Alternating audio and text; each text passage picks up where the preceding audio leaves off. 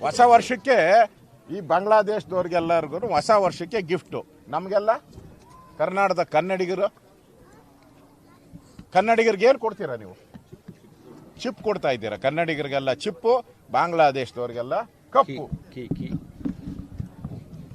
ಇದು ಇವತ್ತು ನಮಗೆ ನೋವಾಗ್ತಾ ಇರೋವಂಥದ್ದು. ಈಗಾಗಲೇ ಬೆಂಗಳೂರಲ್ಲಿ ಕ್ರೈಮ್ ಆಗಿ ತಡೆಗಟ್ಟಕ್ಕೆ ಸಾಧ್ಯ ಇಲ್ಲ. ಇವೆಲ್ಲ ಕ್ರೈಮ್ ಸೆಂಟರ್ಸ್ ಆಗ್ತದೆ. ಡಾನ್ಗಳು ಉತ್ಪತ್ತಿ ಆಗ್ತಾರೆ ಇಲ್ಲೆಲ್ಲರೂ ಕೂಡ. ಟೆರರಿಸ್ಟ್ಗಳು ಬರ್ತದೆ, ಸ್ಲೀಪರ್ ಸೆಲ್ಸ್ ಬರ್ತಾರೆ ಇಲ್ಲಿ. ಒಬ್ಬೊಬ್ಬ ಸ್ಲೀಪರ್ ಸೆಲ್ನ ಹಿಡಿಬೇಕಾದ್ರೆ ಕೋಟ್ಯಾಂತರ ರೂಪಾಯಿ ಖರ್ಚು ಮಾಡಬೇಕು. NIA ಕರೆಕ್ಟ್ ಅನ್ನಪ್ಪ, NIA. ನಾನು ಡಿಮ್ಯಾಂಡ್ ಮಾಡ್ತಾ ಇದ್ದೀನಿ, ಇದು ಅವರ ಸಿಟಿಸನ್ಶಿಪ್ಪನ್ನು ನಮ್ಮ ಸರ್ಕಾರ ಮಾಡೋಕ್ಕೆ ಸಾಧ್ಯನೇ ಇಲ್ಲ. ನಮ್ಮ ಸರ್ಕಾರ ಬಿಟ್ಟರೆ ಸಿದ್ದರಾಮಯ್ಯನವರು ಅವ್ರು ಮೊದಲೇ ಟೋಪಿ ಹಾಕ್ಕೊಂಡವ್ರೆ. ಕರ್ನಾಟಕ ಜನಕ್ಕೆ ಟೋಪಿ ಹಾಕ್ಬಿಡ್ತಾರೆ. ಈಗಾಗಲೇ ಡೈರೆಕ್ಷನ್ ಬಂದಿದೆ ಇವರೆಲ್ಲರಿಗೂ ಜನವರಿ ಒಳಗಡೆ. ಯಾಕಂದರೆ ರಾಹುಲ್ ಗಾಂಧಿ ವೇಣುಗೋಪಾಲ್ ಈಗಾಗಲೇ ಡೈರೆಕ್ಷನ್ ಕೊಟ್ಬಿಟ್ಟವ್ರೆ. ಒಂದು ಟ್ವೀಟ್ಗೆ ಇಡೀ ಸರ್ಕಾರ ಮಂಡಿ ಊರಿದೆ. ಇದು ಕೇರಳ ಸರ್ಕಾರಕ್ಕೆ ಮಂಡಿ ಊರಿದೆ ಕರ್ನಾಟಕ ಸರ್ಕಾರ. ಇದಾದ್ಮೇಲೆ ಪಾಕಿಸ್ತಾನ ಅವರು ಟ್ವೀಟ್ ಮಾಡಿದ್ದಾರೆ. ಇಲ್ಲಿ ಡೆಮಾಲಿಷನ್ಗೆ ಪಾಕಿಸ್ತಾನ ಅಂದ್ರೆ ಲಿಂಕ್ ಹೆಂಗಿದೆ ಇಲ್ಲಿಂದ?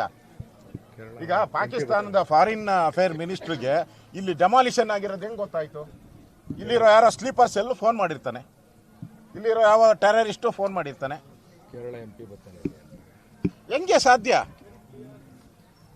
ಪಾಕಿಸ್ತಾನಕ್ಕೆ ಇಷ್ಟು ಬೇಗ ಹೊಡೆದಿದ್ದು ಒಂದೇ ದಿನಕ್ಕೆ ಮೆಸೇಜ್ ಹೋಗ್ತೈತೆ ಅಂದರೆ ಇಲ್ಲಿ ಟೆರರಿಸ್ಟ್ ಇದ್ದಾರೆ, ಇಲ್ಲಿ ಮೆಸೇಜ್ ಕೊಡ್ತಾ ಇದ್ದಾರೆ. ಕೇರಳದ MP ಬರ್ತಾನೆ ಒಬ್ಬ, ಯಾರೋ ಮುಸ್ಲಿಂ, ಅವನ್ನ ಅರೆಸ್ಟ್ ಮಾಡಿ ಜೈಲೊಳಗೆ ಹಾಕ್ಬೇಕಾಗಿತ್ತು. ಯಾಕೆ ಹಾಕಿಲ್ಲ ಸರ್ಕಾರ? ಕೇರಳದಲ್ಲಿ ಎಲೆಕ್ಷನ್ ನಡೀತಾ ಇದೆ. ಎಲೆಕ್ಷನ್ಗೋಸ್ಕರ ಕರ್ನಾಟಕವನ್ನು ಬಲಿ ಕೊಡ್ತಾ ಇದ್ದಾರೆ ಕಾಂಗ್ರೆಸ್ ಅವರು. ಇಲ್ಲಿ ಮುಖ್ಯಮಂತ್ರಿಗಳು ಕೇರಳಕ್ಕೆ ಹೋಗಿ ಪಿಣರಾಯಿ ವಿಜಯನ್ ಅವರ ಜೊತೆಗೆ ವೇದಿಕೆ ಹಂಚಿಕೊಂಡಿದ್ದಾರೆ. ನಾಚಿಕೆ ಆಗಬೇಕು ಮುಖ್ಯಮಂತ್ರಿಗೆ. ನಮ್ಮನ್ನು ಬುಲ್ಡೋಜರ್ ಸರ್ಕಾರ ಅಂತ ಹೇಳಿದ್ಮೇಲೆ ಬುಲ್ಡೋಜರ್ ರಾಜ್ಯ ಅಂತ ಹೇಳಿದ್ದಾರೆ ಕೇರಳ. ಅವ್ರ ಜೊತೆ ನೀವು ವೇದಿಕೆ ಹಂಚ್ಕೊತೀರಾ ಅಂದರೆ ಇದಕ್ಕಿಂತ ನಾಚಿಕೆ ಗೇಣಿ ಇದೆ. ನೀವು ಈ ರಾಜ್ಯದ ಮುಖ್ಯಮಂತ್ರಿ ಆಕೆ ನಿಮ್ಗೆ ಏನು ನೈತಿಕ ಅಧಿಕಾರ ಇದೆ ನಿಮಗೆ? ಬುಲ್ಡೋಜರ್ ಅಂತ ಒಪ್ಕೊಂಡಾಗ ಆಯ್ತಲ್ಲ ನೀವು. ಅಂದರೆ ಕೇರಳದವ್ರು ಬುಲ್ಡೋಜರ್ ಅಂತಾರೆ, ಪಾಕಿಸ್ತಾನದವರು ಇದನ್ನ ಅನ್ಯಾಯ ಇಲ್ಲಿ ಅಂತ ಹೇಳ್ತಾರೆ.